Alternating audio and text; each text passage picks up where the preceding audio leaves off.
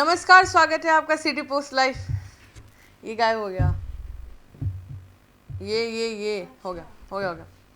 नमस्कार, स्वागत है आपका सिटी पोस्ट लाइव में। मैं हूं मुस्कान। देश में 2 चरण जातीय जनगणना होने वाली है। 2026 और 2027 में इसे संपन्न किया जाएगा।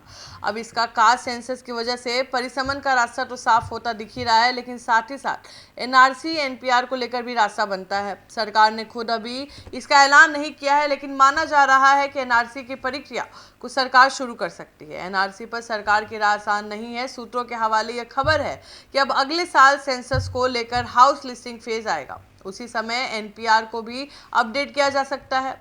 वहीं एनआरसी पर तो फैसला सरकार को ही लेना है। अब तक के लिए एनपीआर और एनआरसी की राय इतनी आसान नहीं रहने वाली है। 2019 में सीएए को लेकर जब देश भर में विरोध प्रदर्शन हुए थे, तब 10 राज्य ने एनपीआर एनआरसी के खिलाफ प्रस्ताव लाया था। ऐसे में इस बार भी राह उतनी आसान नहीं होने वाली है।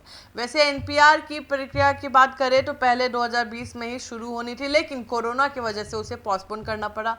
सरकार ने अपनी तरफ से इस प्रक्रिया को 4,000 करोड़ रुपए अलग से निकाल रखे थे उसमें देने के लिए। ऐसे में सरकार की नीयत जरूर इसे करवाने की है, लेकिन सवाल इतना ही नहीं है। सवाल यह है कि कब तक। अब जानकारी के लिए बता दें कि एनपीआर का मकसद देश के स्वाभाविक निवासियों को समग्र पहचान का डेटाबेस तैयार करना है। इनमें से वे सभी लोग शामिल होंगे जो भारत की सीमा में रह रहे हैं। वहीं एनआरसी में उन लोगों को शामिल किया जाता है जो देश के नागरिक है, यानी कि जिनके पास दस्तावेज है।